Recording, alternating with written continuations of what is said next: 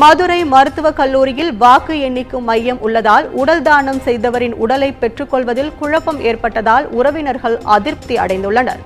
Ellis நகரைச் சேர்ந்த முன்னாள் ராணுவ வீரர் வேலுச்சாமி இறப்பிற்கு பின்னர் தனது உடல் மருத்துவக் கல்லூரி மாணவர்கள் ஆராய்ச்சிக்கு பயன்பட வேண்டும் என கடந்த 2014 உடல் தானம் செய்திருந்தார். இந்நிலையில் நேற்று முன்தினம் வயது மூப்பின் காரணமாக அவர் உயிரிழந்தார்.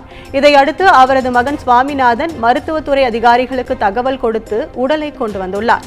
இந்த நிலையில் மதுரை மருத்துவக் கல்லூரியில் வாக்கு எண்ணிக்கை மையம் உள்ளதால் உடலை பெற்றுக்கொள்வதில் மருத்துவத்துறை தாமதப்படுத்துவதாக சுவாமிநாதன் குற்றம் சாட்டினார். நம்மளுடைய உடல் தானம் செய்தா உடலை ஒப்படைக்கிற இடம் நம்ம மருத்துவக் கல்லூரி இடம். அங்குதான் மருத்துவக் கல்லூரி மாணவர்கள் பயன்பெறுவோம். மார்ச்சுரியில பயன்பெறதுக்கு அந்த இடமே வேற. இது மாணவர்கள் ஆய்வுக்கு பயன்படுத்துற இடம் வேற. இவர் ஆய்வுக்குத்தான் உடலை கொடுத்திருக்காரு.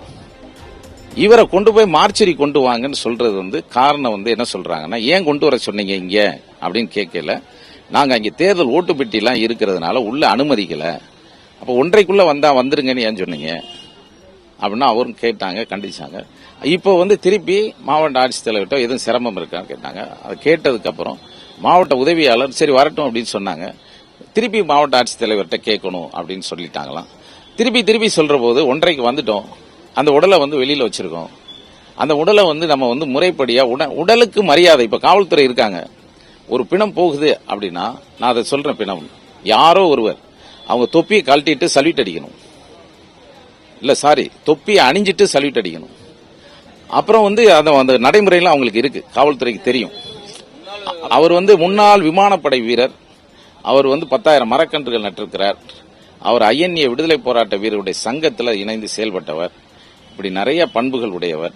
சிலம்பம், குழந்தைகளுக்கு ஊக்குவித்தல், அவர் நெகிழி பைகளை எல்லாம் தெருவோரம் கிடக்கிறதெல்லாம் அவரே பொறுக்கி எடுத்து அதை கொண்டு போய் ஒரு குப்பையில போடுவாரு. இப்படிப்பட்ட விழிப்புணர்வு செய்வார். அவர் சாதாரண மனிதர் அல்ல. இந்த அரசு என்னென்ன செய்யற விழிப்புணர்வு இருக்கோ அதெல்லாம் வாழ்க்கையில் கடைபிடித்தவர்.